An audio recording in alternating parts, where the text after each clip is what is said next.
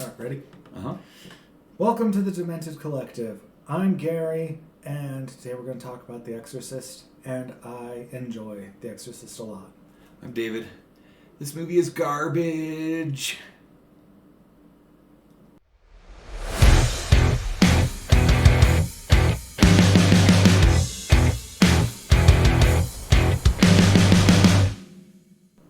What do you think? Honestly, I mean, fantastic film, all in all. I mean, obviously, spoiler alert. Okay. No, there's some good aspects. I'll touch on. I'm not just gonna rag on it the whole time. Oh, yeah. I mean, there's especially. Come on, I know you appreciate quality special effects, and the special effects were. Okay. Yeah. Some. We're okay. I mean, it was 74 when the initial release came? So it came out of the theaters in 73. Oh, okay. And they filmed in 72. Okay. So we're talking 72 for if the actual effects were done in the studios and all that. Yeah. So, I mean, they were still good. I mean, they're better than most CGI. First thing I want to touch on, though, we are just kind of learning as we go, doing this sort of thing. We'd be doing this either way, with or without a camera. Like tonight, we've done a couple episodes already, and we just found out that it was a plastic thing on our camera that was dirty. So this video is probably a lot clearer than our previous.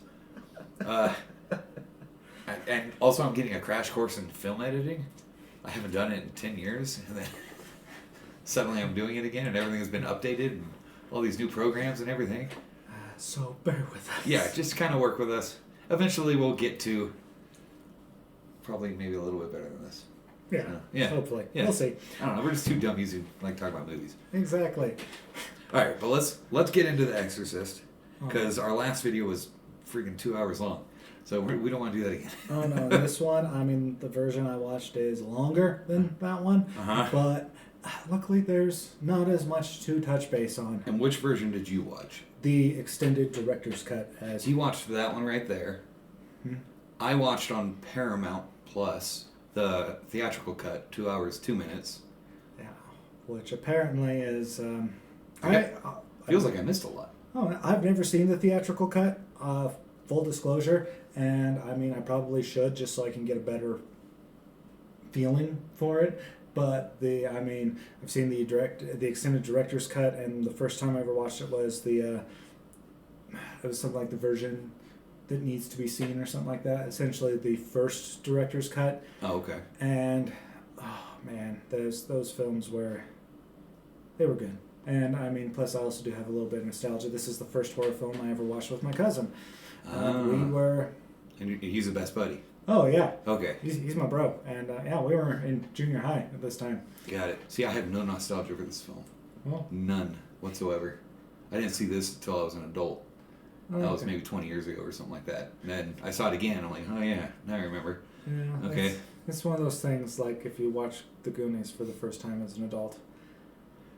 Okay. We'll get to that later. Get to that. Yeah, we're going to get to Goonies, sir.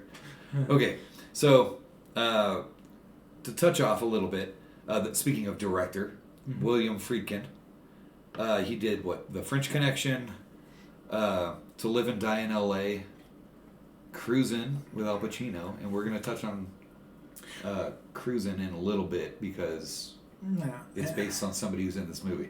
Yeah, and there was actually a particular film that William Peter Blatty, I think is the author's name. Yeah, okay. The author of The Exorcist. Yeah. Okay. This William Peter Blatty. Okay. I'm surprised to remember that. He saw, it was actually one of Friedkin's specific film, I believe, that he saw, and he's like, I want him to direct The Exorcist. I cannot remember the name of that film. Something Electric? Well, you're finding that. He also wrote Exorcist 3. Oh, yes. So William Peter Blatty also wrote Exorcist 3, but it was also directed by William Friedkin. Which is probably why that movie is really good. Right. That's why part 3 is good. Part 2 is crap. garbage. Even just skip part 2 and go to part 3. Yeah, even Linda Blair. It's no hate to Linda Blair. I mean, she's a rightful scream queen for a reason. That sigh of contempt. Okay. Go on. She's earned her spot. I cannot find the film. If anyone knows, feel free to comment. It was something. I mean, I don't view. I get it. She was a kid doing this, so and I didn't see it when I was a kid. She was 14. Yeah.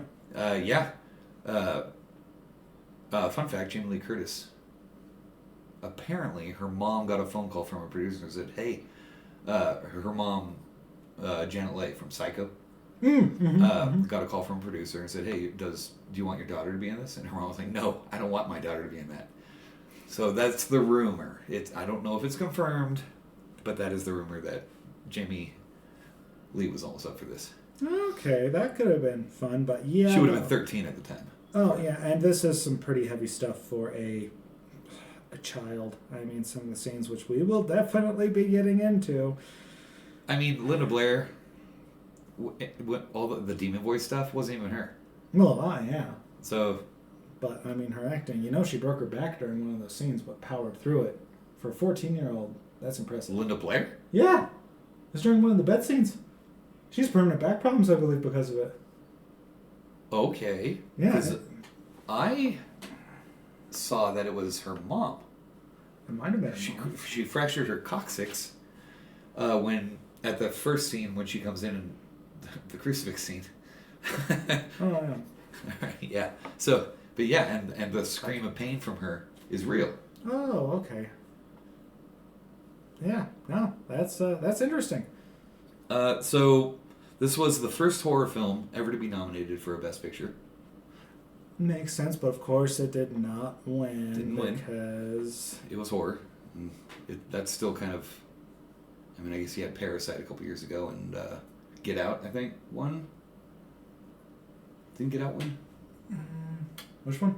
Get Out. Get Out. Peele. I don't recall. In fact, I think the only one. Oh, he won Best Director. I don't know. He if it won Best Director. The picture did not win. In fact, Okay. I think the first film horror film to actually win an Academy Award, or Best Motion Picture, was Silence of the Lambs. And Anthony Hopkins also won Best Actor, which is impressive because he was only on screen for 15 minutes, and that's why that man stands alone. Okay, not necessarily. Horror. Yeah, Mads Mikkelsen also did a fantastic That's debatable. job. Silence of the Lambs, horror. Debatable. What, that's not a horror film? I mean, you could throw it into thriller. Which is a branch of horror. Jeez, we're starting to... This is like metal music. Jeez, guy. All right. But this was the highest grossing Warner Brothers film of all time when it's adjusted for inflation. So they banged it out of the park with this one. And what I read was some producers came in and like, the hell is this? They were looking at the film like, what's going on here? And they're like, whatever. So okay, so in the 70s were weird. We had a lot of weird movies come out of the 70s. Yeah. The 60s happened. So you had the counterculture movement. And so you have all these executives who don't know what they're about. What do these kids want to see? So they started kind of throwing stuff at the wall to see what's going to stick. And then this stuck. And he ended up with all the copies. You got the Omen and all that sort of thing. Uh-huh. I mean, like, yeah, this is easily...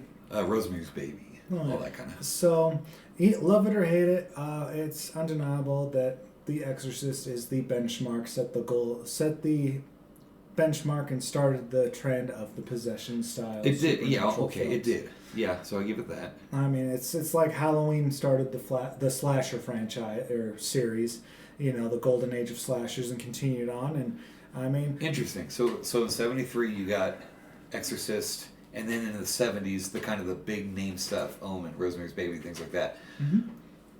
Kind of branching off, okay, let's take what they did, what Exorcist did, and let's do our own thing. Yeah. And they're all hits. So people were digging that then, and then people got sick of it, and then comes Michael Myers, and then dabble in some Texas Chainsaw Massacre and that sort of thing, and Black Christmas, all that.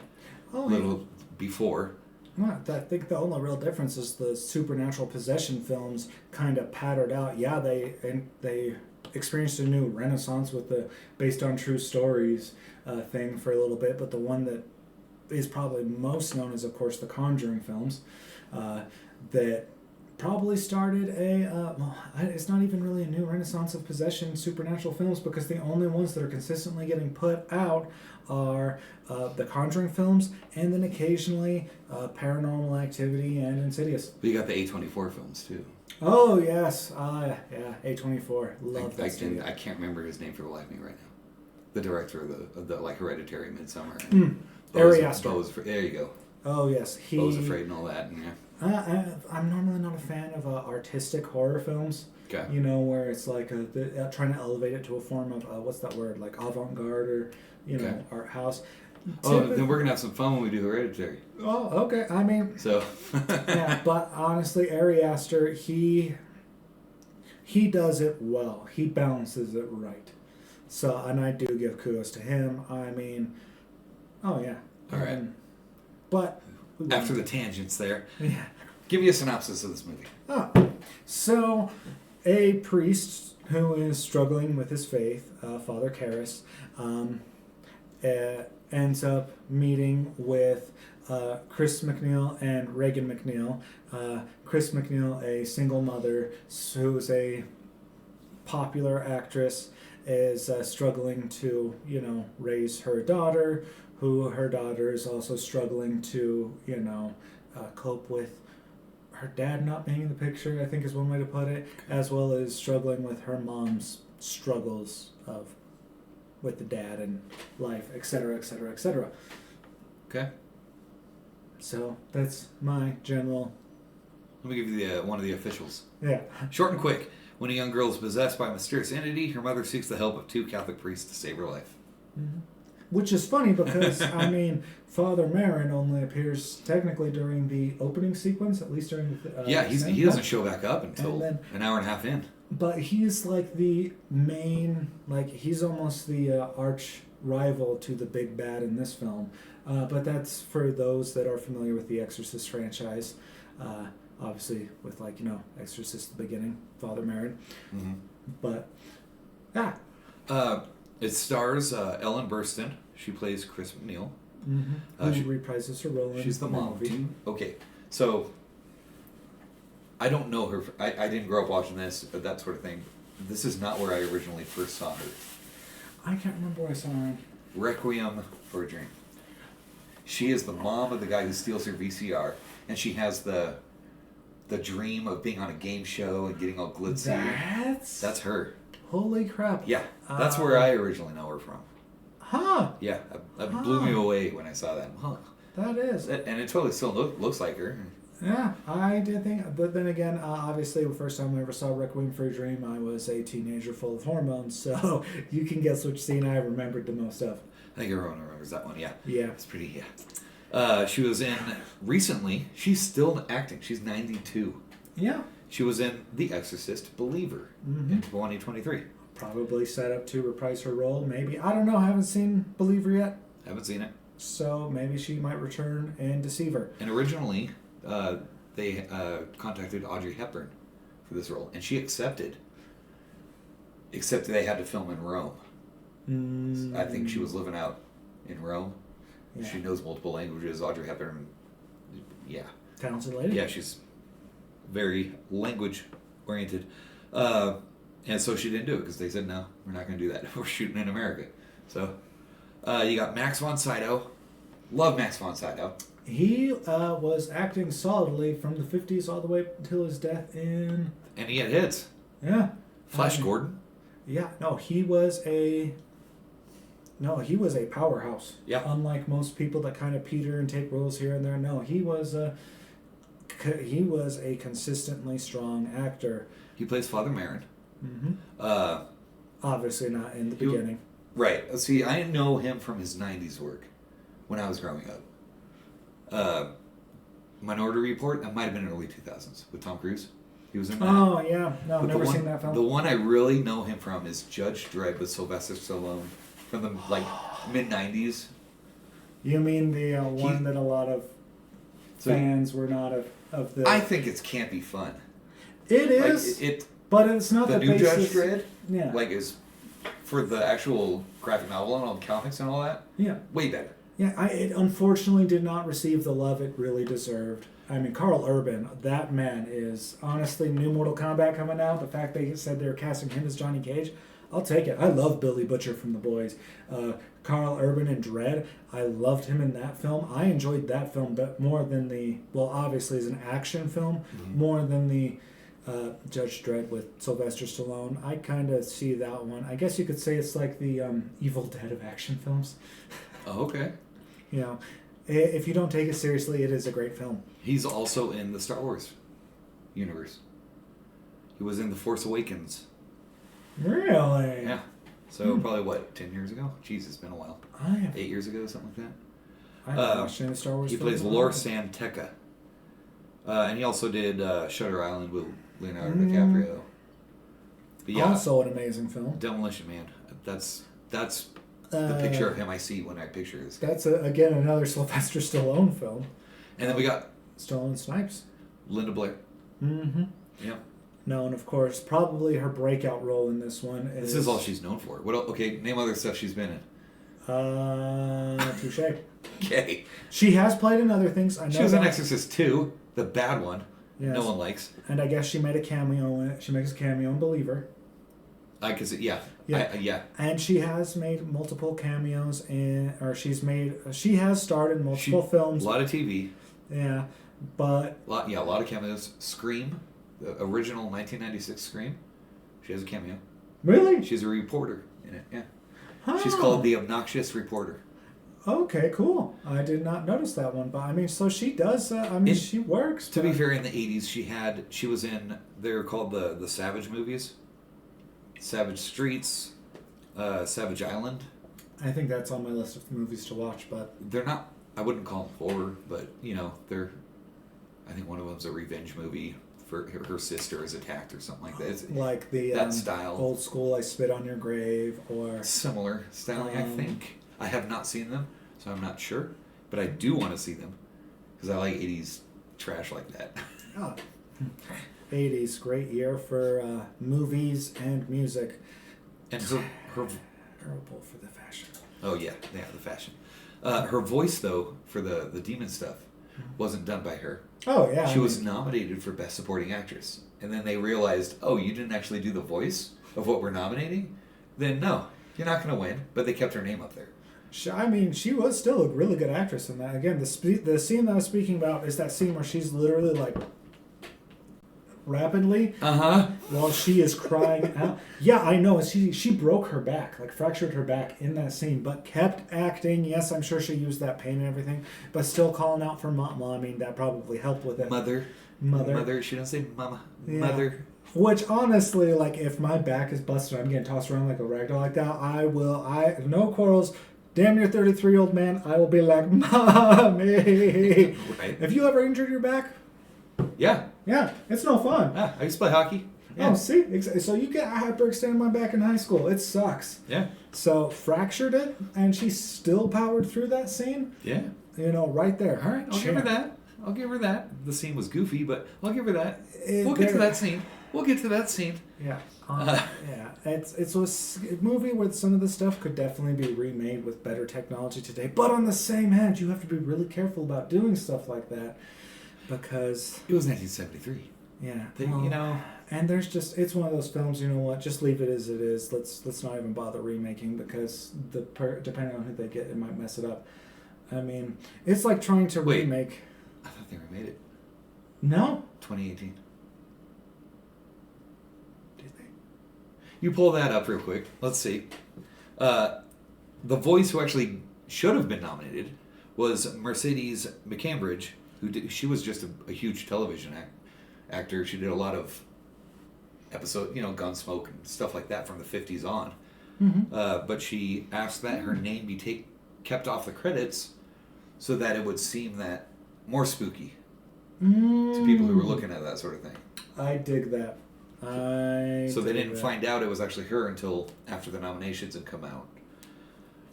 You got Jason Miller, who's playing Father Karras. This was his first movie. He'd never done a thing before it. He was in Exorcist 3, the good one. Mm-hmm. Rudy, Really? Yeah. Wasn't Exorcist 3 after the... Oh, he survived. He did. Okay, I forgot. It's been a hot minute now. Okay. Yeah, because his hand was... But the guy, even though the guy was doing last rites, his hand was still moving. Yeah. Yeah. Rudy, with the guy who plays Sam in Lord of the Rings. I can't remember his name. The Ninth Configuration. Somebody else in this movie is in the Ninth Configuration. I just couldn't find it. But I recall seeing it. I can't So, remember. My brother-in-law told me about that. And he did get an Oscar nomination for this. Really? So no, there was not a remake, but there have been like reboots. So it must have been some reboot or something. Yes, because there was an Exorcist TV series, which is a direct sequel to the original Exorcist, probably because they were trying to wipe out Exorcist 2. Same with this new one, Believer, is a direct sequel to the first Exorcist, retconning the events of Exorcist 2. And it's a shame. They had some really good actors in that film that I recall, but it just... Yeah, no one likes Exorcist 2. I don't like Exorcist 1, but... That one... 3 I do like. I like part 3. We should hit part 3. Whoa. Oh. We ought to make our way through the whole thing. Oh, yeah. Don't worry. We will both probably Eventually. crap it on Exorcist. Oh, Exorcist 2 is garbage. It was terrible. Part 3, though, that nun scene in the back, that's what really stands out in my head. That actually got me as scared. Fun fact, since we're talking about the Exorcist 3, the Gemini killer in Exorcist 3 was based off the Zodiac killer, who is allegedly quoted as saying that the first Exorcist film was the best satirical comedy I've ever seen. Okay. So I'm not saying... I was laughing, so... All right. If I go missing, it was him. No. Do you know how terrible that looks if you actually went missing? Oh! It's not me. Oh, man. All right. Carl, who's the butler guy. Oh, yes. He's the one who says, no rats in the attic. And, he's just kind of the butler guy. Oh, thank you. He was on Suspiria. Dario Argento's Suspiria? Yeah. He was in the original 77, I think. Yeah, that was the original. Professor trilogy. Millis.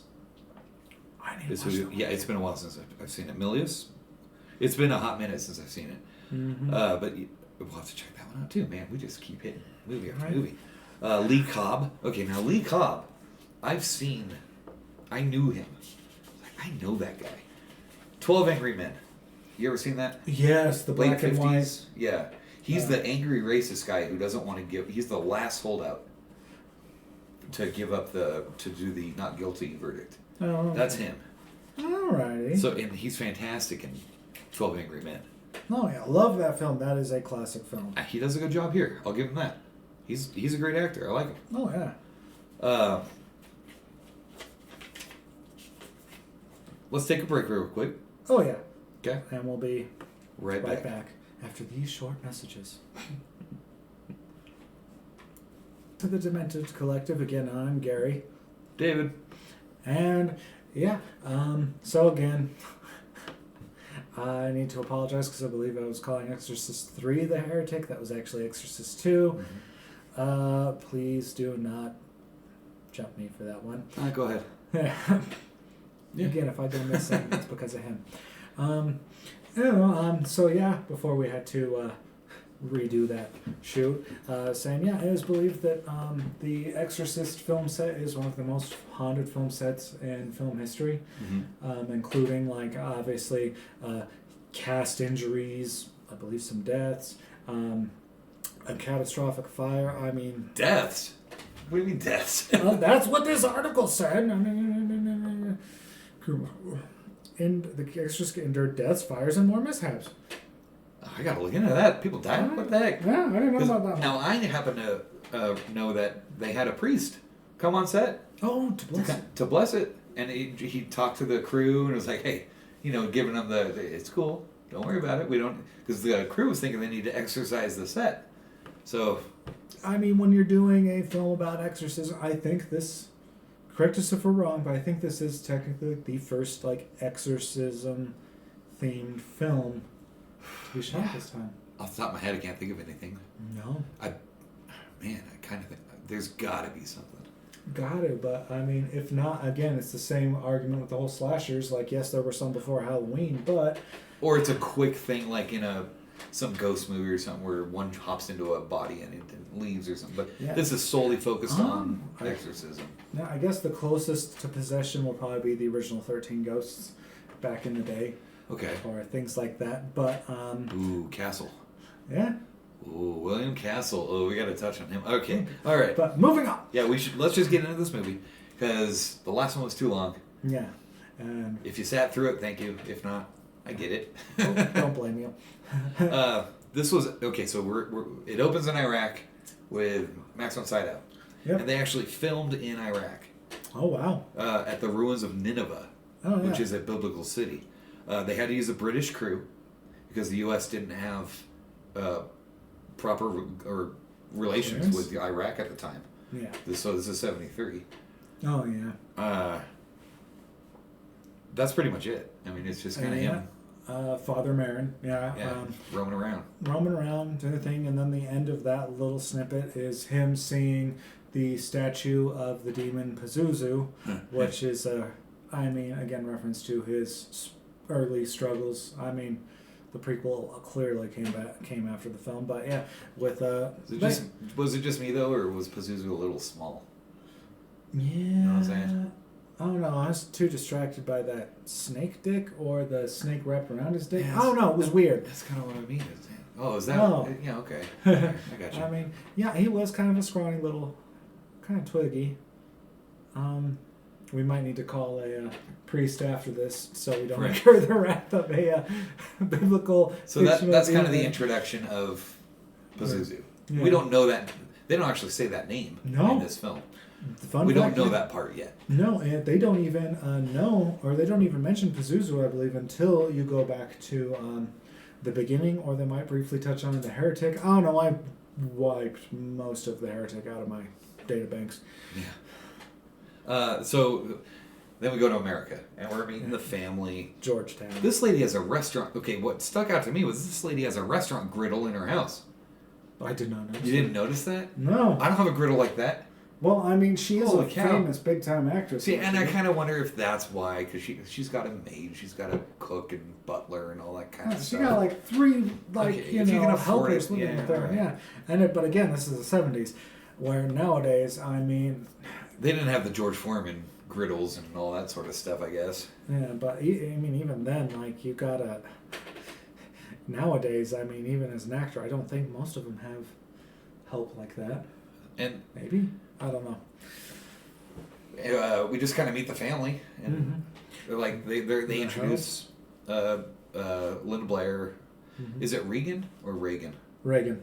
I heard of both ways in this movie. I think they probably It started off with Regan, and then I actually noted it that towards the end, one of them starts calling her Reagan, and I'm like, okay, so like slowly slide. Yeah. And the mom even called her Regs.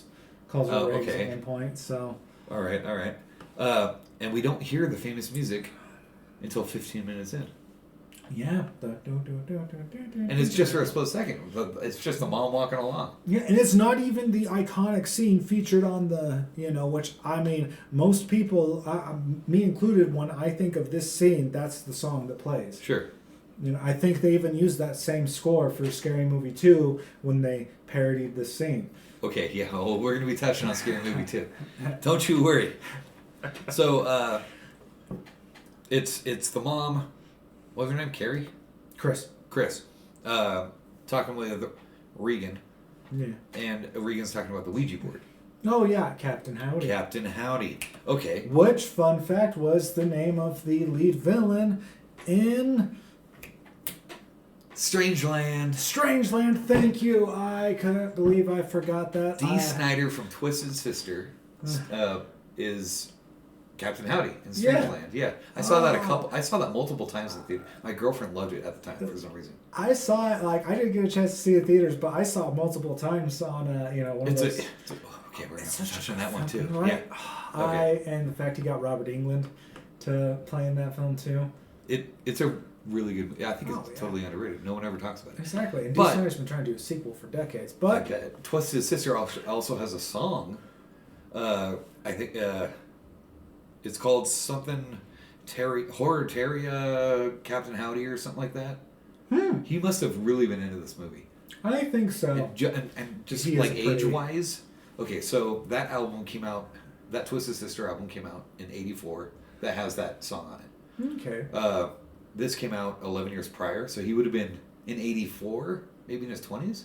Probably. So maybe as a teenager he saw this and was, wow, this is amazing, kind of thing. Oh, yeah. And I'm going to get to why I think this is so famous. Eventually, we'll touch on that at the end. Actually, I'll explain why I don't like this. Explain why I do, and the reason why I think it was so entrenched in American culture. Mm-hmm.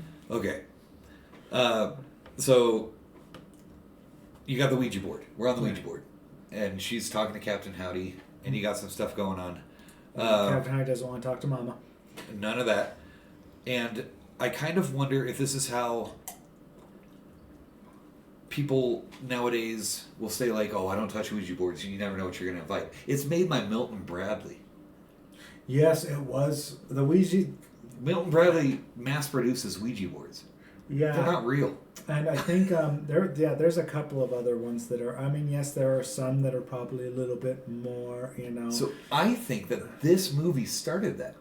Probably. I mean, it wasn't predominant in media prior to this. No, and there was just that one scene, and that was like the precursor to The Haunting, because there's that one instance of the planchette, like sliding aggressively to no when Chris McNeil is like, wants to use it too.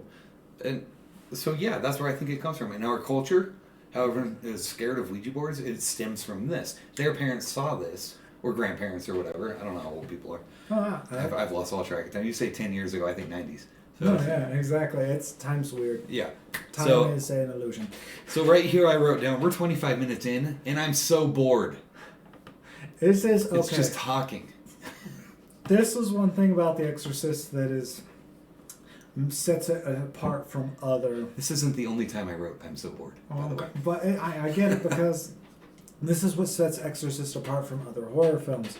Other horror films, there's the slow build up, and it just kind of keeps, it keeps gradually building up until bam. I get the build up movies. I get that. There's some really good ones. Yeah, and there's when it lulls, the lull is not too much. This one, I think part of the reason is, and again sets aside, is it's a slow start and it lulls. It like spikes a little bit, goes down, spikes up even more, then lulls back down to the baseline instead of starting a new baseline. Now that you're saying, I kind of wonder. See, I think this is a movie for the time.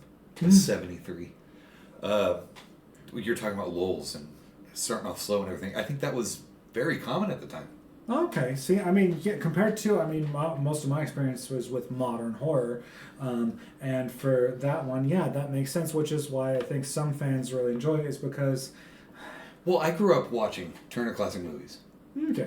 So that was always on my TV. My mom had it on the TV all the time. So I grew up watching all the old school horrors, all the old school dramas, comedies, romance, whatever. Yeah. If it was on, we were watching it. The classics. So yeah, there was a lot of lulls. Which at one point in time does the classics? What becomes the new classics? Jeez, what does it take? 20 years for a so I would say Scream, arguably at that point, is the original Scream. Yeah, is a classic. Yeah. I think part 2 came out a couple years after that, but yeah. Oh yeah. But anyway. All right, let's jump to the priests. Remember when priests would smoke? Yeah, everybody they smoked and they drank. The doctors were smoking. The priest was just like lighting up. He got loaded in this thing. Yeah, he was like, I don't think they were actually officially Catholic. I think they said they were Jesuits. Jesuit, I think. Jesuit. It's like a branch or something like that. Okay. Of Catholicism, because they still adhere to the Pope. Oh, okay. Because they're still doing the traditional, like he kisses His Excellency's hand. Cardinal, yeah. They have a different term. Your Excellency is how he refers to him. So, yeah, it's probably the Cardinal of the district. I'm not strong in my knowledge of Catholicism. So, I went to school for, like, religious stuff and all that. So I know a little bit about this. But, Catholicism wasn't one of my strong ones, but I know a bit. So to keep this moving, so you got your priest smoking and all that, and we're 31 minutes and 53 minutes, 31 minutes 53 seconds in, and something interesting finally happens for 3 seconds. Which is? The statue with the sharp, bloody boobies. Oh, yes, the and the bloody defamation of the Virgin Mary statue. Yeah. Yes, for a brief instant. Yeah, just for a second. So that scene was in, obviously, both versions. And the blood, okay, the blood here, was your blood super bright? Or was it just my copy? Because my copy had really bright Yes. blood. They didn't fix, I don't think they fixed that. And that's how the one scene that is, the other infamous scene we touched on, why I'm pretty sure that was real blood. And we'll get to that in a moment. Really? Yeah. Okay, so, because I didn't think it was. Not the, well, I'll show, yeah. So something interesting happens there. Mm-hmm. So you got the Mother Mary statue Mm-hmm. that's been defaced with the bloody boobies, pointy and a pointy wiener, all that, and then the priest ends up, and it just goes to the priest visiting his mom. Like, no, let's go back to something interesting. Like, why did this happen? Nothing interesting has been happening. I mean, that one. And I think, again, it shows Father Karras visiting his mom. They're talking Greek. And fun fact, they found her in a Greek restaurant. Really? Yeah. She's just some random... Yeah, they picked her up. They're like, hey. She was the spitting image of the director's mother. Really? Yeah. Like, he said it was an uncanny appearance of her that just made me think of my mom. So he picked her up and was like, hey, you want to be in the movie? And that was her. Yeah. I like that. So she got a pretty cool role and a pretty cool, I guess, movie. Historically, is pretty cool. All right. Okay. Yeah, so that's kind of neat. So he's going in there and... okay, so this is this 1970... It was filmed in 72, 73. Can you imagine being in an asylum in the early 70s? Oh, they were garbage until the late 80s when reform started happening. Yeah, and even then they weren't the best compared to modern understanding of mental health. Right. I mean, they try to play it off in this film about, oh no, we don't jump. Well, no, even then they were like hesitant to jump to psychiatrists because they're like, no, we're going to jump through the medical hoops before we jump through the mental hoops or something like that. I would say that this was a top of the line medical facility for the time, because there were trash ones, people in their own feces changed to the walls, not eating, starving, that sort of thing. There was some, and we're talking late 70s, early 80s here of what I'm referring to. Oh yeah, no, it was depressing. Yeah, there's some undercover exposés that were done. Yeah, I think we work in mental health, so we're kind of aware of this sort of thing. I think they did a film on it, which was briefly banned in the U.S. Titty Cut Follies. I haven't seen it. I only heard about it because I literally Googled films that were banned in the U.S. Surprisingly, not that many, and they've been unbanned. But one of them was Titty Cut Follies, which it's also just kind of fun to say that. But sure. It actually focused on a mental institution, black and white film, I believe, and the going-ons of those films. And that's part of the reason why it's banned, is because it was grueling stuff. I mean, featured the treatment of those poor individuals in those facilities. So, speaking of banned, this movie was banned in a lot of counties in the UK. Really? You know what? No surprise. The UK, yeah, because they had... it was their video nasties. That hadn't even started yet. Oh! They were just... but it was countywide where they were banning. It wasn't nation. So they would get in buses and go to cities to see this movie. There was travel companies start figuring it out. Like, hey, you want to go see Exorcist? And they load them up. That's pretty interesting. I mean, this is the modern taboo, or that was their taboo film. Where a lot of ours nowadays, I think you'd have to before you get a chance to see them, you have to go to cons or something. Seriously though, to get back to a kind of a serious thing, it was a thought I had and I went into something else. Geraldo Rivera, who everyone thinks of him as a joke and all that, and he kind of is. But back in the late 70s, he was trying to make a name for himself. He went undercover in New York City, I think, something like that, up in the New England area, and he snuck a camera into a mental asylum. Okay. You could probably find it on YouTube. It's something to watch, because this is how they were treated.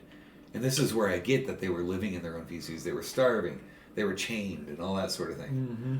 And yeah, that's kind of what broke things, and people started kind of looking in. It's what made his big name. Oh yeah. How he got where he is. The whole disaster of what's an Alchemist's fault. But you're all probably too young to know about that. I don't remember it. I just know because of The Simpsons. But Of course. yeah. So okay. Anyways, enough about mental health. Yeah. And then we're at the house party now. Yes, there was. Director's blitzed. Oh yes. Burke. Favorite line ever for a horror. Okay, I'm probably gonna say that, but nomination for funny or best line in this film would definitely be the alien pubic hair in my drink. I'm putting it right here if I can remember to put it right here. Every film has at least one line where it's just like, ah. No, I had a question about this. It being 1973, they kind of motion him toward the door, kind of thing, and they say, "Okay, your car is at the curb." Does that mean he's driving away, or does that mean he's getting picked up by a car service? I heard cab is at the curb. See, I heard car. Oh, that's a good question. I mean, again, being the 70s, I wouldn't be surprised if you're drunk, go home. Yeah, just go Which, sleep it I off. mean, Take a drive. Yeah, the cop was, at that era probably was like, oh, you're drunk, well, follow me, I'll get you there. I don't even know when DUI was outlawed. I know, I feel like it was late 60s, at least for nationwide. Yeah. Because I know there were certain counties that would hold out and that sort of thing. Yeah, it's a good question. Any history buffs out there? Let us know. Yeah, absolutely. Okay, so... Okay. I love this part. It's the piano scene. Oh, real quick, one thing I noticed also, in between start of the part and the piano scene, I don't know if this was in your version, but Burke, that director, kept... And this was amusing to me because the last film was by Uwe, a German guy who cracked Nazi jokes. Sure. Oh, yeah. Burke was cracking German Nazi slurs. He was following Carl around. Yeah. Oh, who was freaking Swiss? Nazis. Yeah. That's funny. Like poor Because he had an Carl. accent. Yeah. Swiss was definitely not involved with the Nazi regime because, I mean, I would believe so because they're famously neutral, right? Yeah, exactly. So they didn't do anything. Yeah, they're the safe haven for people to get to in World War II. Yeah. I'm not a history buff, but I'd lay money on that one. So that one I thought was a little amusing because of the... No, that was funny. Yeah. He's like fights him or something, right? Oh, Or yeah. he's just tired of his crap. Or Burke breaks a glass on the ground at Carl, and they're like, okay, Burke, get your ass out of here. Mm-hmm. And then, yes... Are we at the piano scene? And then piano scene. Okay, so this is when they play... Dreyer playing the piano. This is when they play Shake Your Ass, right? Shake your ass. Show me what you're working with, right? Yeah, yes, exactly. Okay. In Scary Movie 2. Scary Movie 2. See, this is... A lot of these scenes, for me... Interchangeable with I Get It, because honestly, as soon as that song started playing... Prior to seeing this. Oh, same. So, that's the first thing I see in my head. Exactly. And I'm going to reference Scary Movie 2 further. A couple times. Oh, yeah. No, dude. Like, that scene, I'm no joke. As soon as that scene started, immediately, as soon as he touched the keys on the piano, the first thing I started thinking I was literally expecting Shake Your Ass. Uh-huh. And then... Oh, this is the real shit. The old guy. Oh, that's great. That's then the Reagan best. coming downstairs. Who's the guy playing piano? Andy... He used to be... he might still be Conan O'Brien's sidekick. He's Andy something. He's played in... Scary Movie 2. Scary Movie 2. Andy Richter. Andy Richter, He had the Andy Richter show for maybe a season, if that. What's that one with Jason Bateman and Michael Cera? The TV show? Oh, Arrested Development? Yes, that one. Okay, he was in that? Yeah, he made appearances here and there. I haven't been able to make it through the whole season or all the series. Me neither, but no, he makes multiple. He's a reoccurring character, except for the reoccurring joke is that only like one of them is Andy Richter, and he's actually like a set of septuplets or like quintuplets or something like that. Oh, okay. So yeah, right. that it was fairly amusing. That part. I feel like we could touch on the Scary Movie movies, like the franchise.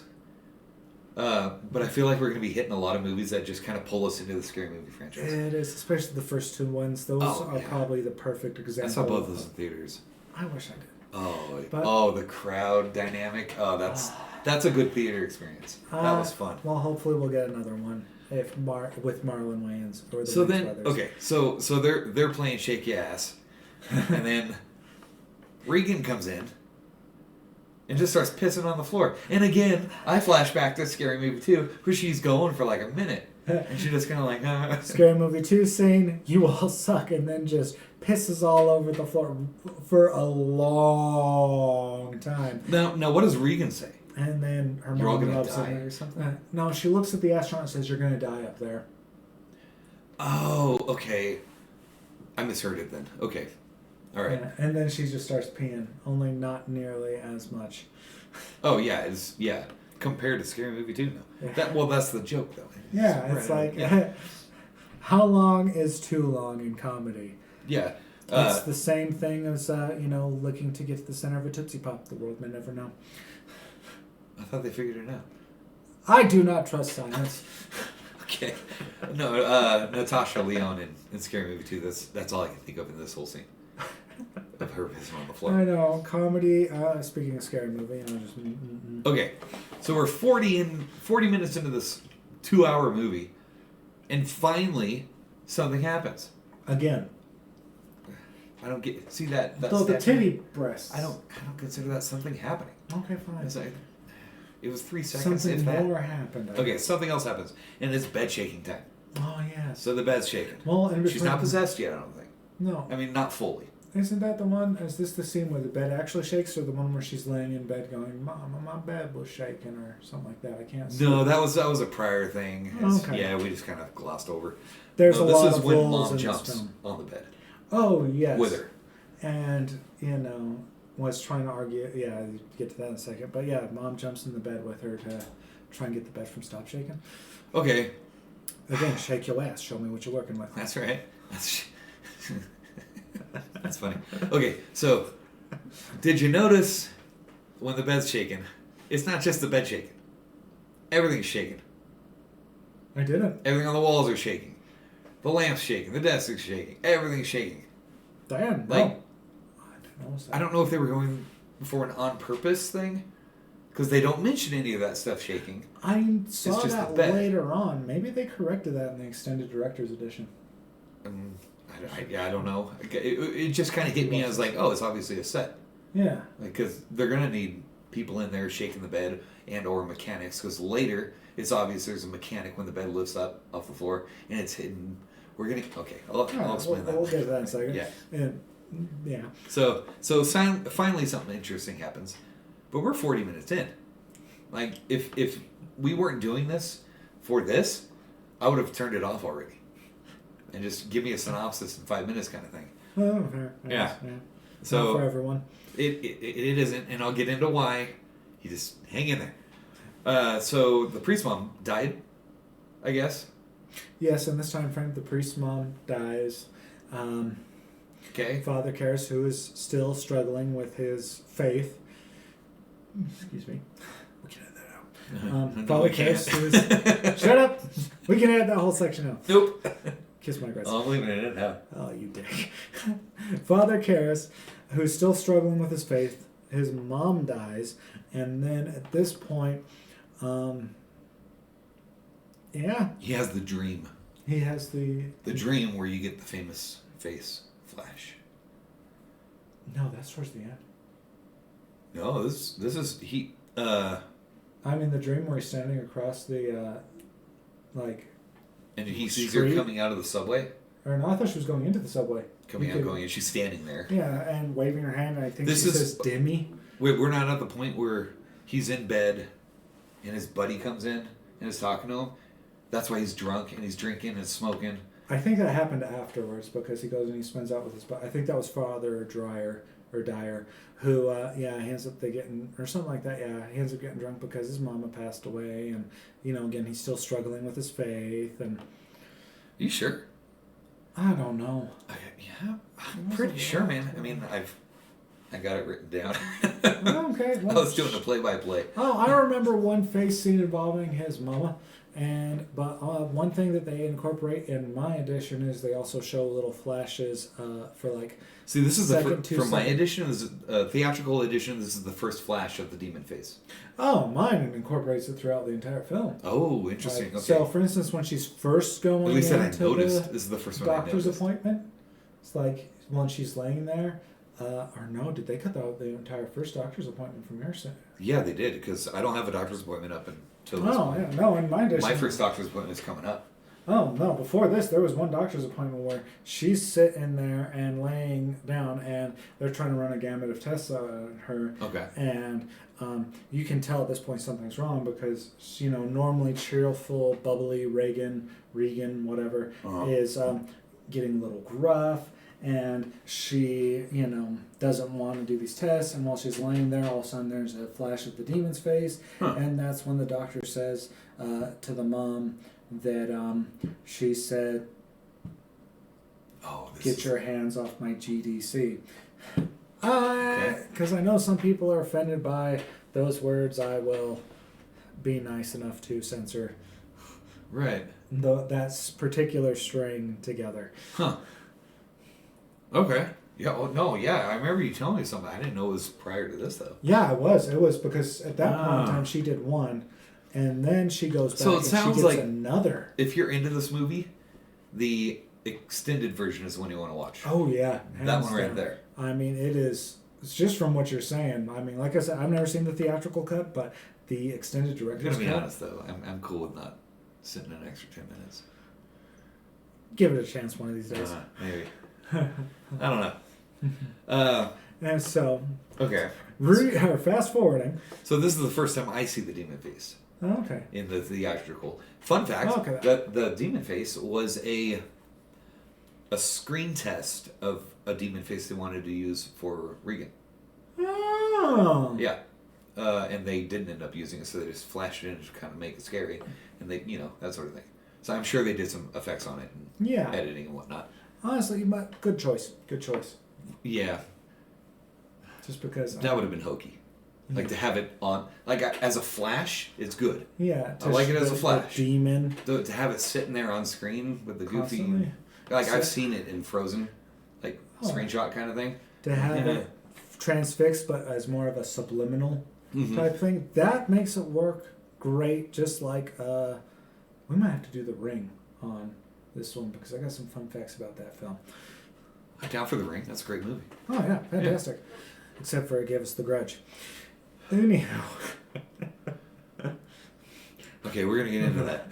All right. moving on. Yeah, moving on. So Regan's so we're in this boring hospital scene.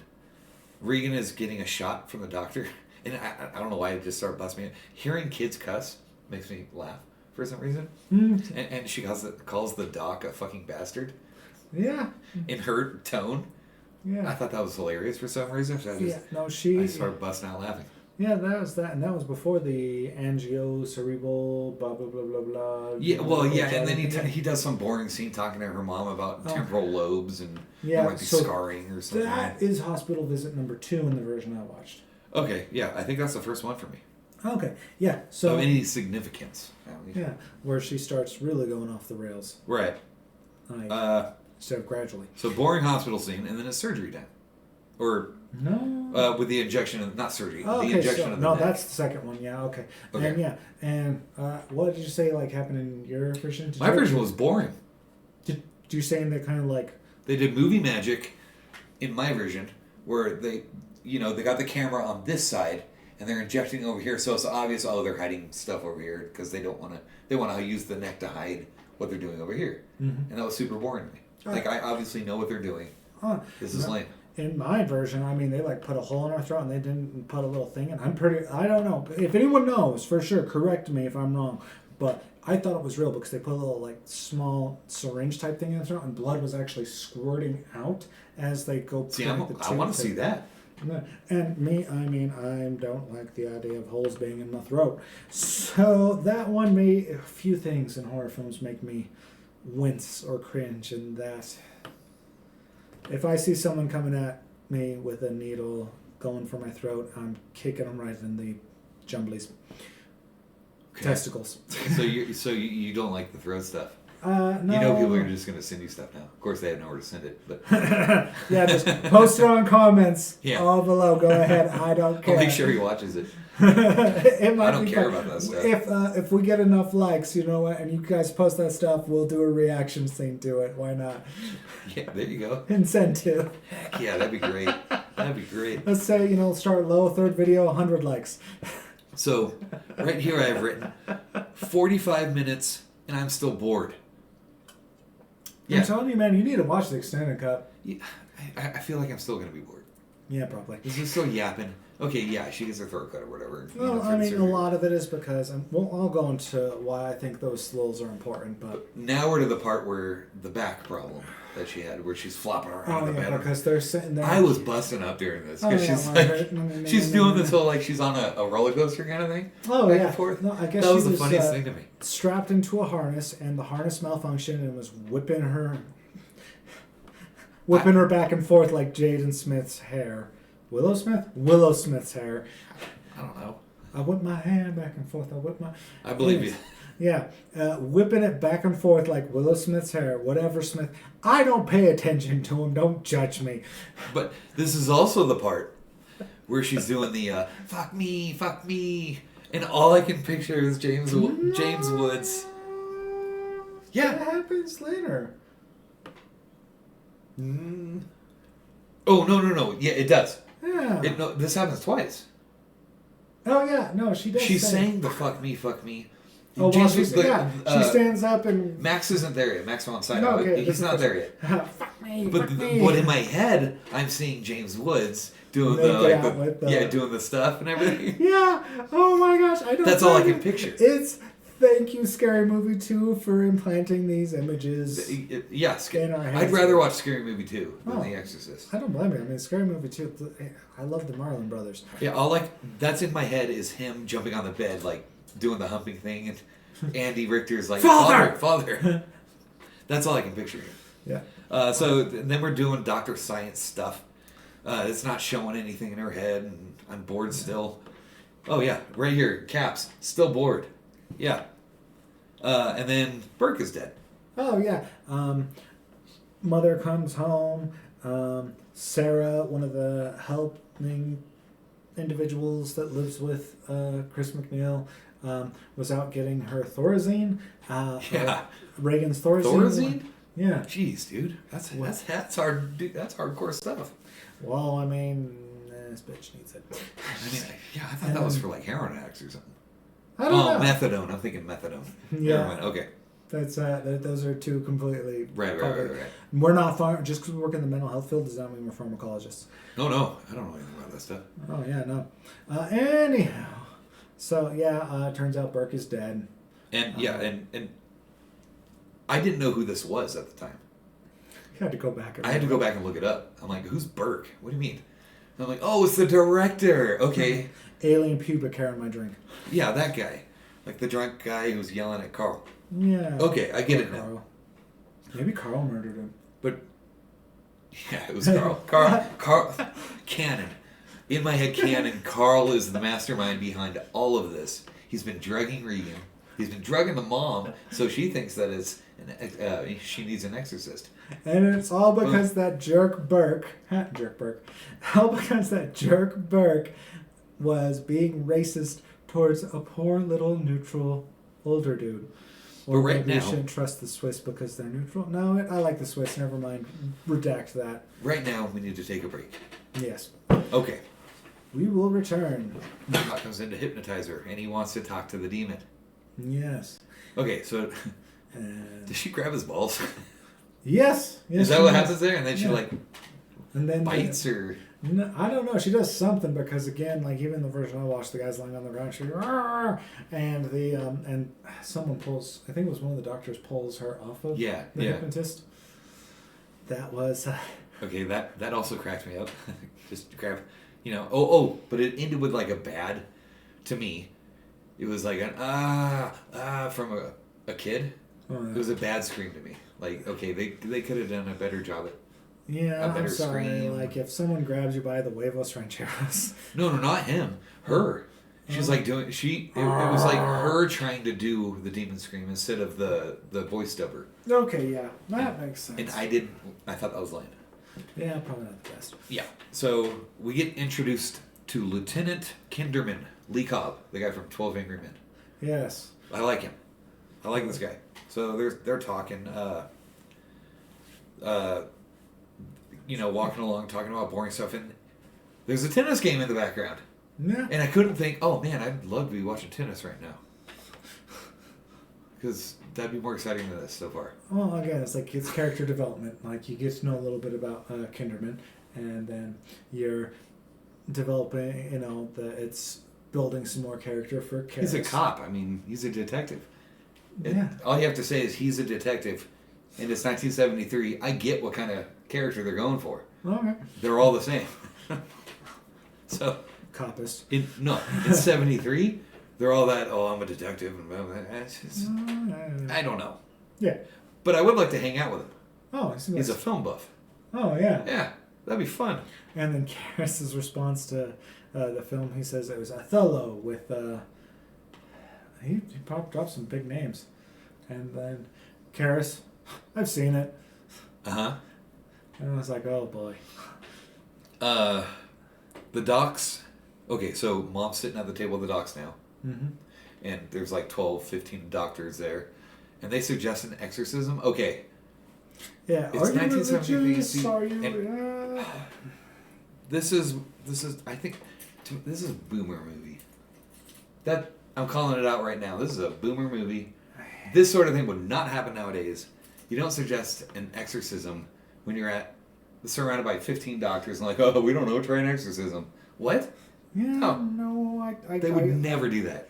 I agree with you on there. Like, the odds of a doctor nowadays jumping to exorcism is, I mean, I believe the last known exorcism that I was able to search online was in 2021. And from the sounds of it, was like an impromptu exorcism. Well, because they don't necessarily need the Pope's permission. I don't know. I'm not... I mean, okay, so if we're going to get into that, then yeah, I've spoken with missionaries who say that there's stuff that happens, they're out in the middle of Africa, mm-hmm. and they've come back to America, and they're not allowed to talk about it because of the faux pas of it. They'll lose their funding from their church, that sort of thing. This is Protestant. Yeah, but that's because, well, I mean, yeah, other countries, well, yeah, that stuff is, I mean, if you want to get into stuff like that, Japan, as early as like I want to say 2010s, they weren't allowing kids to walk home alone by themselves because of that, like, Joker, like, slit mouth lady, because they were so concerned about that actually happening. I vaguely recall hearing Yeah, am I pretty? Right. And then if, yeah. And it didn't happen. No. This is all stuff that happens for clicks. Yeah, it's... Well, for clicks on their little article that they wrote about it or whatever. But it's culture. That's what I'm looking for. Sure. I mean, their culture is probably way more superstitious than us Americans. They have a pretty dang cool culture when it comes to that sort of stuff. Oh, yeah. I'm not disparaging their culture by any means, but I mean, at the same time, I will... you can't doubt that the fact that other countries or other cultures around the world probably more superstitious than we are here in America. Not to say that us Americans aren't superstitious at times, but it's just... Yeah, I don't know. I'm not getting... I don't even know about that. That's moving on, though. Time-wise, we're trying to beat last week. And the doctor explains what an exorcism is. Yes. Because apparently the audience doesn't know. At that point in time, probably not. Interesting fact. fact. As common. When the producers did not want to call this The Exorcist. Really? When they did a test group, nobody knew what an exorcist was. Really? Apparently, in whatever test group they did, I don't know if they did it in Podunk, Oklahoma, or something. I love you, Oklahoma. But yeah, nobody knew what it was. So they wanted, but it was the name of the book. The director liked it. He kept it. So I guess this is kind of what they did. And again, we're in '73, so they had to explain it. Nowadays, we know what it is. So I thought that was lame. Probably because I'm seeing it through 2024 eyes. Yeah, and I get that. I mean, it's one of those films. We'll get into that next time we film. So we're an hour and 12 minutes in. I'm still bored. Still bored. Yeah. Until mayhem. Mom walks in Regan's room. Oh, did you get the part where she runs up the stairs because Reagan's arguing with the demon? No. No. Let it happen. Let it happen. No. I don't think I did. Oh, yeah, my version, like the mom's sitting there, and then all of a sudden out of nowhere, you hear Reagan's yelling, no, stop, or something like that, and then the demon voice, let it happen, take it, or something Okay, like so that. this is leading into the mayhem with the cross and all that. Yep. Okay. So she runs in and... Yeah, I feel like my version only had the mom hearing something and then running into the room, and then that's when you see... What do you see, Garrett? Come on. Let Jesus fuck you. Ooh. Let him fuck you. Oh. And so the mom tries to stop her, and what does little Reagan do? Grabs her hand I couldn't believe this. and makes her dive. I was Chris McNeil earned her Red Wings that day. I was busting up. Oh my gosh. The smear on the mom's face afterwards was like, oh my gosh. Right. And she got up in there. And this is the part you were saying that you think they used better blood or something. Oh, I mean, that one, the blood wasn't nearly as bad, but I mean, I was talking about the one. It looks better than the prior Yeah. statue blood. Yeah, but I mean, I was saying, like, I think the scene where they put the needle in her throat and it, like, actually squirts out, I'm pretty sure they actually did that. Okay. Because it looks legit. That's what you were talking about. I See, don't know. the blood, when her head comes on the mom's head, it looked like it had already dried, like on some of the sides and stuff, so... Yeah. Okay, that part I do agree on. Yeah, and she does, like, a half head spin? Or something like that? Yeah, does that? Okay, so that's a classic scene. Oh, yeah. And it's funny as crap to me. Oh, well, So I because like it's that done scene. so much in so many, like, possession films nowadays. So credit where credit's due. I like the scene. Yeah, and They were pushing envelopes right there in '73. Yeah. Okay, so which is probably why, I mean, you know, me personally, I'm not a parent, but I wouldn't want my 14-year-old daughter to enact that. no, Especially because I'm going to watch that film. that because of the religious. Okay, so we're in '73. So if you were born in 1950, you're 23 years old. You're seeing this movie. In the 40s, I mean, America is founded on the whole Christian and all that sort of thing, and that was very popular in the 1900s up to, the 90s when it kind of started falling off, I guess, or maybe counterculture in the 60s. Yeah. So this is ingrained in all their heads. Oh, yeah. I mean... And doing something like that with a crucifix would have shocked any person who had been raised in those kind of households. Yeah. And of course, nowadays we got movies where it's... Yeah, not gonna lie, I was like, what the hell, first time I saw it, but that's because, I mean, I was raised religious. I mean, so yeah, I completely get that. And on a side note, since we keep talking about this series, that just, again, reminds me of the first Scary Movie, where the guy says, I was watching The Exorcist on TV, and it reminded me of you. And she goes, if it's about the time that I got drunk and puked up green slime and masturbated with a crucifix, I told you I'd never done shots before. So Back to Scary Movie. See, yeah. Okay, new theory. Scary Movie and Carl are what carries this movie. That's why it's still popular. Scary Movie reminded everyone, hey, remember Exorcist? Yes. That's what makes Scary Movie and Scary Movie 2 such good parodies. But I have an actual theory on why this is number one on every list. We will get to that. Yeah. Okay, so we've just had the fun mayhem scene. Mm-hmm. And the priest finally gets contacted by the mom, and he meets Reagan, whatever. Yeah. Because this is the point where I said, why did he call her Reagan? Mm-hmm. Right. So is it Reagan or Reagan? Whatever. And this is where I heard Potato, Reagan. tomato. So he called her Reagan. Everyone else has been calling her Regan. So he goes to meet her. Yeah. And this is the famous line. It's also used in Scary Movie 2. Your mother's in here. Would you like to leave a message? Yes. And then you got the bad mom. Yeah. Fun fact, it was originally supposed to splash on his chest, but it malfunctioned and hit his face, and they took it was a proper reaction from him, because he was kind of pissed about it, apparently. So they used that in the movie. Hey, I mean, you can't beat authentic reactions in films, especially horror, because that's what really nails those scenes. Oh, and that prior scene, that's where the mom fractured her coccyx. Okay, yeah, with the... when she gets thrown off, like there was a thrown lot of away. injuries on this film. Yeah, Damn. hey. Yeah, again, why people are saying it was cursed. But the pea soup was making me hungry. Oh, dude. It made me want my mama's So split pea ham soup. they tried Campbell's pea soup, and they didn't like the way it looked. So they went with Anderson's pea soup. Have you ever had Anderson's pea soup? No, I've never even heard of Anderson's. So Anderson's is a chain, not even a chain. There's like 2 or 3 restaurants up and down the West Coast. There's one in California, kind of central northern, and then I think there's one in Oregon or Washington. Yeah, something like that. But it was so popular, they started mass producing it in cans, and they sell it on the West Coast. And that's where I've eaten it. I haven't been able to find it out here, actually. But it's really good. So once I read that, I'm like, oh, that's Anderson's? Dude, that's freaking good. All right. Yeah, I said that. I gotta find me some Anderson's. Yeah, well, once I found out it was split pea soup, I was like, dude, I want my mom's split pea ham soup. That stuff looks... Oh, yeah. The ham? Yeah. Oh, they have it with ham. It So looks if you're on the West Coast, atrocious. they have it canned. Find it. It's really good. Or just go to the place, because there's one in Central California. But, so we got the pea soup. Yeah. Is it finally exorcism time? Because it's somewhere between there and he kind of starts. He does the holy water thing or something. Yeah, but then he says it tells the mom it's tap water. Then goes to vouch to try and get ooh, it burns. Yeah.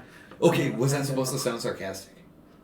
Because that sounded funny to me. It might have been actually, which explains The why tap water. he says it's tap water. But she also starts speaking backwards in tongues. Okay. But it's because he records.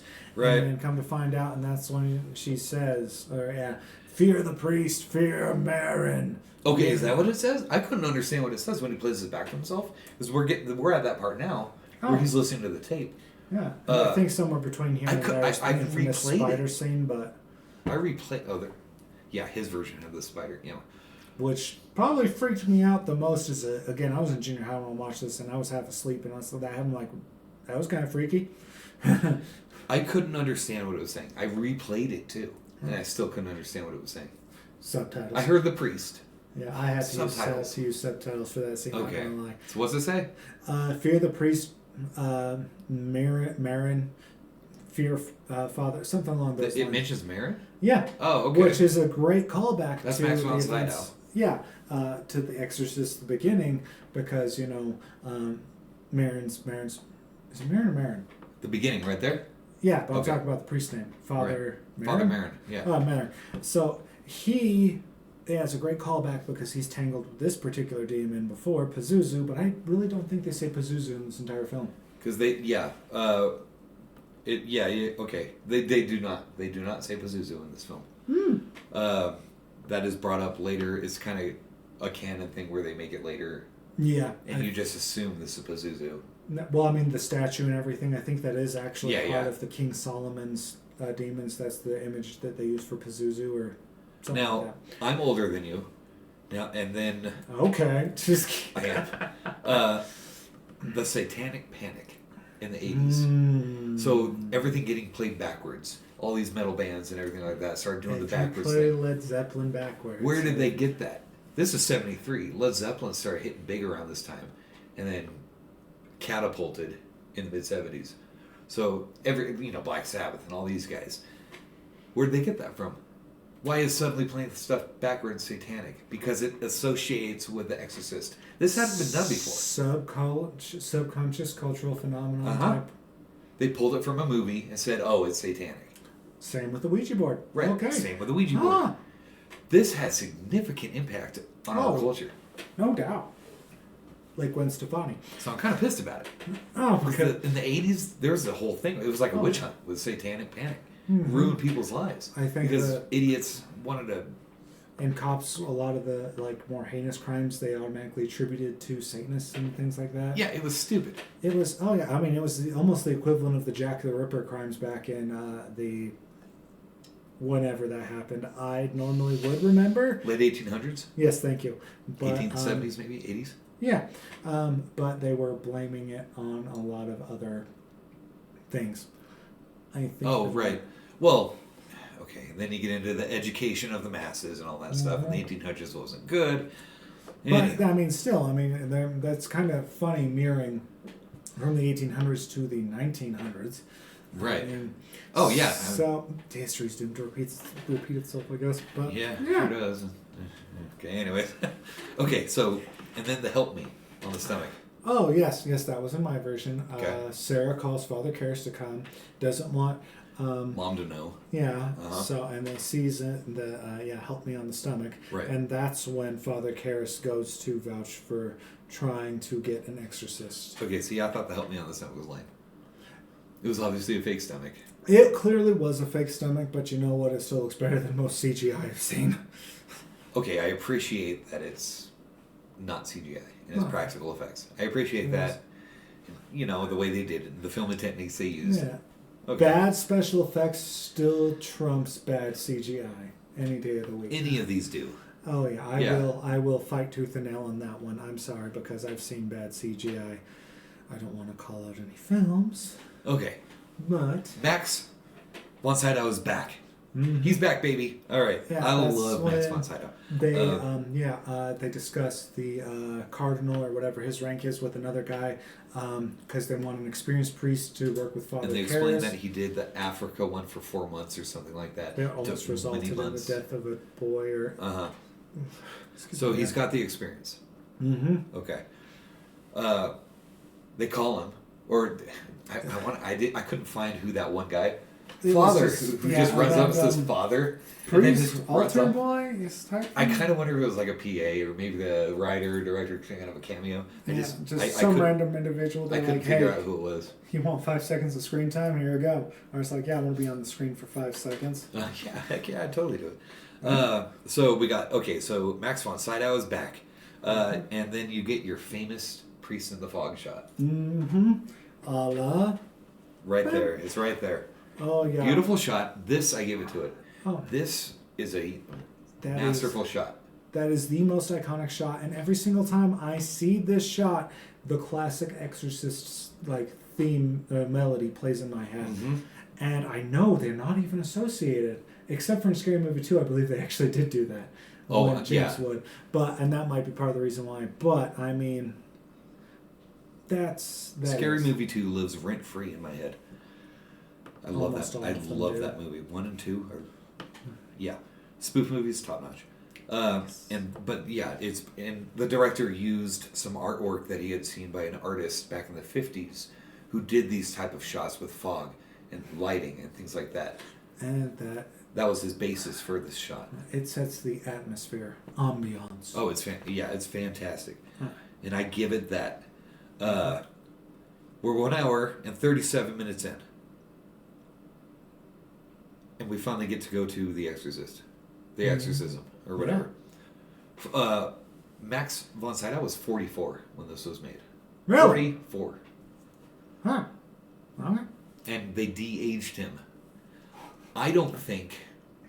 Not de-aged. They aged. They aged him. And I don't think they did a good job at it.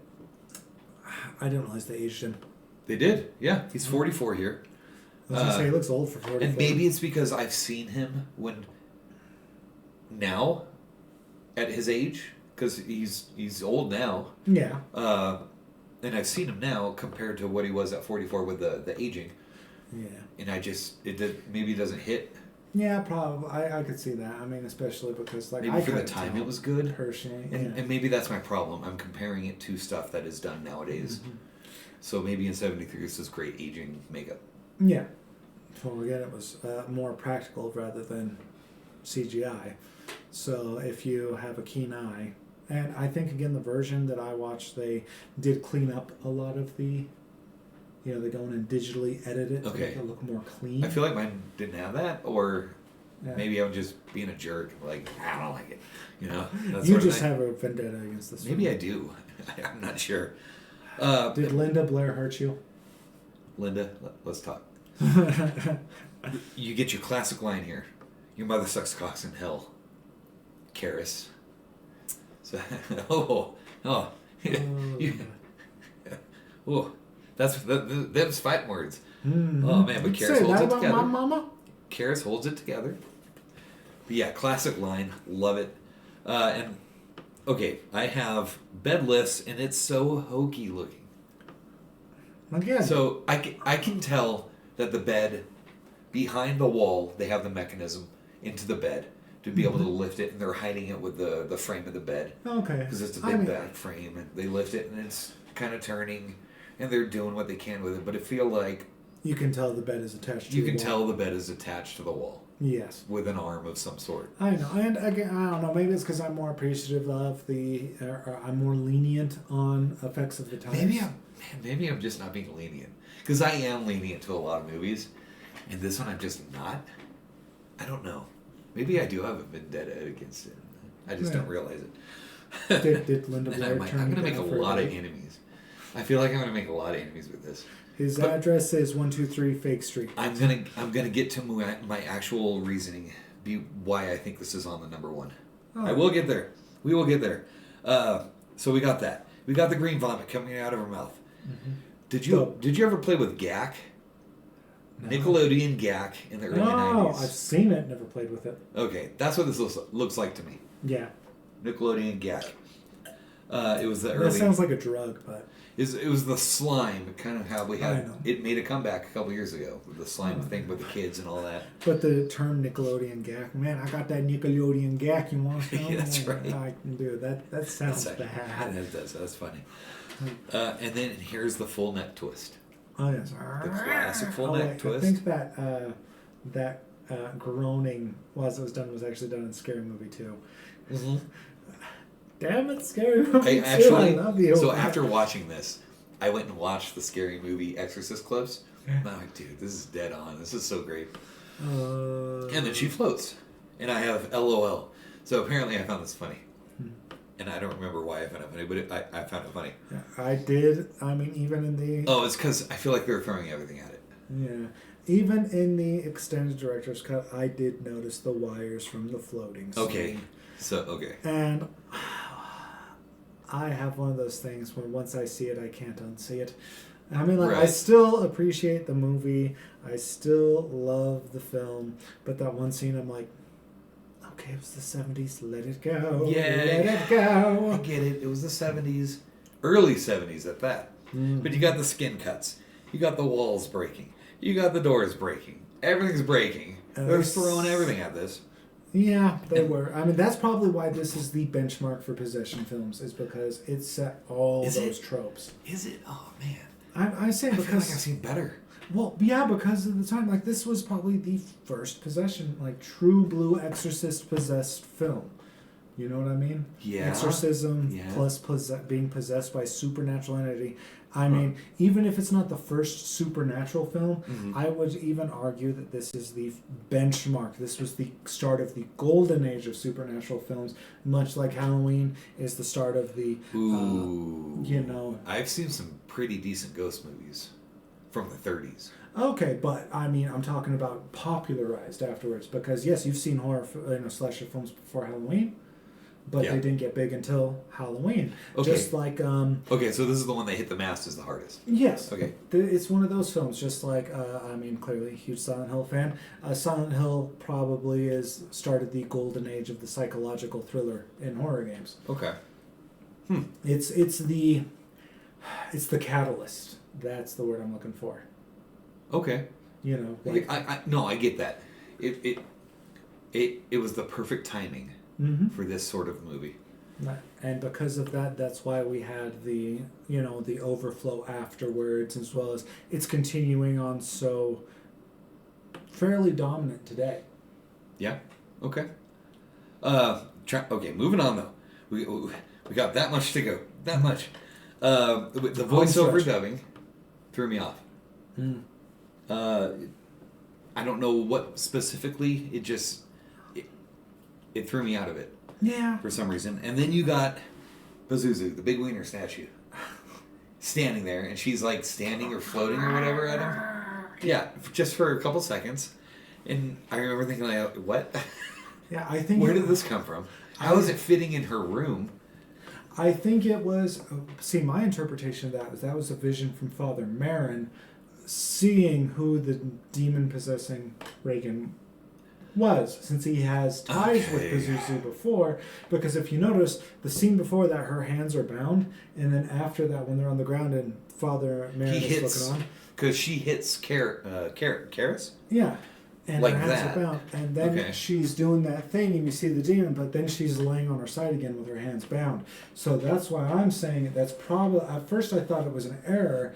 And then I rewound it, and it's like, no, I think. Because there were a few errors like that. Yeah, but I think that was just Father Blankets Marin. would change color and that sort of thing. Yeah. Saw a vision of who the demon actually was, and that's why he seemed to get a little bit more specific in his exorcism rites. Okay. Which at some point in time in this, I think they say they're going to take a break. There is a staircase conversation where Karis and Marin are talking, and Karis is like, well, why a little girl? And Marin sits there and goes, probably to shake our faith in the Lord. Okay, that's not in theatrical. Nope. I Not that one. didn't see remember that one.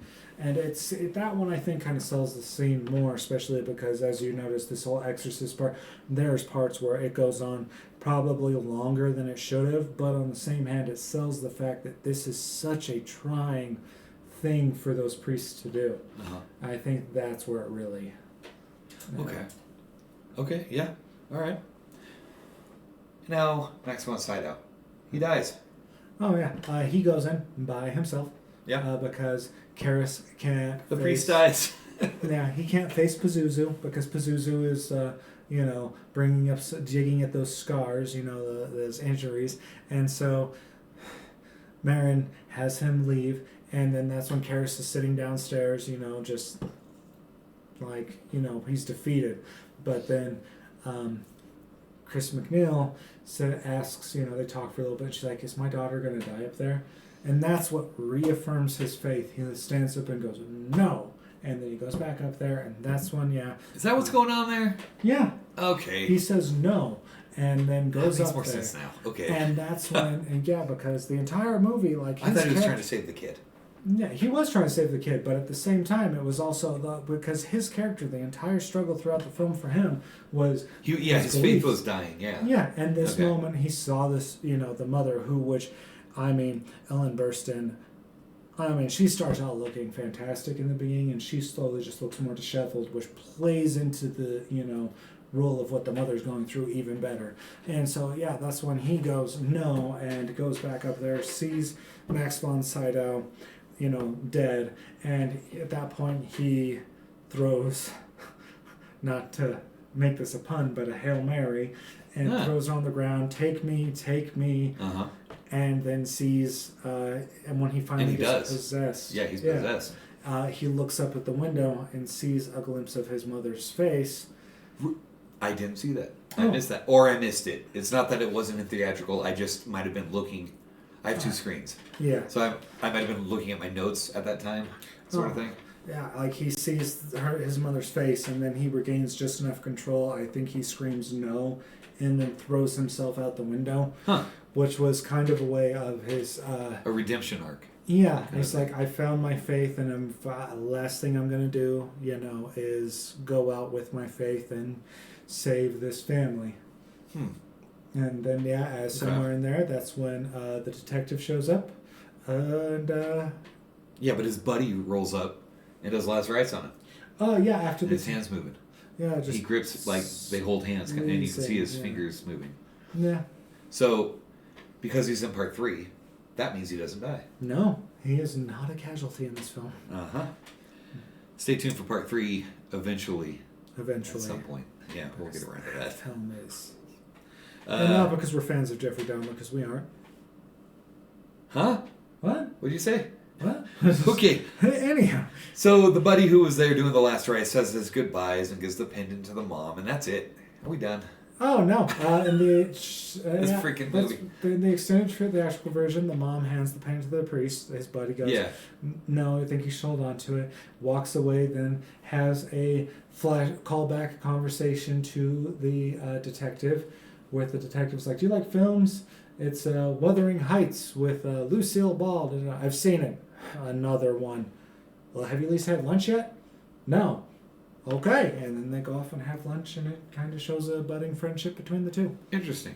Yeah, that's not in theatrical. No, they wanted it was to give it a little bit more of an upbeat tone. I mean, there was a bit of an upbeat tone because clearly Reagan, when she sees the collar, right? Yeah, she does the kiss to him. Yeah, because so clearly part Cheek of her kiss. remembers what Father Karras did for her. Uh-huh. Yeah. So Okay. that's the film in a nutshell. But okay, so I have here for music that, well, I guess at the time they didn't know it was going to become so famous. mm-hmm. But for music that's so famous in the theatrical version, I feel like I barely heard it. Yeah. Well, it was literally like that the Exorcist theme, the main, Uh-huh. or whatever. It's called the actual name of the song. I think it's called like Titular Bells or something. Yeah. He heard it on a record and really liked it. And the sad part is, I think they literally only use it for that one scene. With the woman walking in with the movie, Ellen Burstyn. and then they do it at the end for credits. Probably. In theatrical, they did. Yeah, I didn't stick around for the credits. Sorry, guys. If there's no post-credits scene, I don't stick around for. I didn't stick around that long either. No, I heard that. Yeah, I heard the song and. So yeah, so in the actual feature length of the film, not including pre or post credits, they only used it once. Right. Well, and they didn't know it was going to be a hit. No, yeah. So that's why. But we all surprised know they were it. able to do a third one after the second one. Ooh, yeah. We all know the music though because of popular media nowadays. It's used in everything. It's used in remixes and music and movies. I mean, they even did like a combination of that and a Halloween theme song in an episode of Family Guy. I've heard that. Yeah. Yeah. Yeah. But I mean, okay, like this movie, it's iconic in a lot of ways, and I mean, yes, it's got a slow start. There's multiple lulls throughout the film. I liked it because there's a lot of time to build up on those characters. I mean, Father Karras and his redemption. I mean, his struggle with his faith, and then almost practically losing his faith with what happened to his mom. I mean, Chris McNeil as a single mother trying to protect her baby, and it's. Is it the ideal horror film for modern times? Definitely not. But does it hit you in the feels when you sit there and chew on it afterwards? It definitely does. Okay. What's your rating on it out of 10? Honestly, don't punch me. Okay. 9. 9. A solid 9. A 9. Just because, dude, like I said. No, you can have your opinions. That's fine. That's fine. Okay. And again, benchmark for possession films, so definitely. Okay. See, I don't think it is. I'd put it. Okay, it had iconic shots. Mm-hmm. There's some okay parts. I put it at like a 4.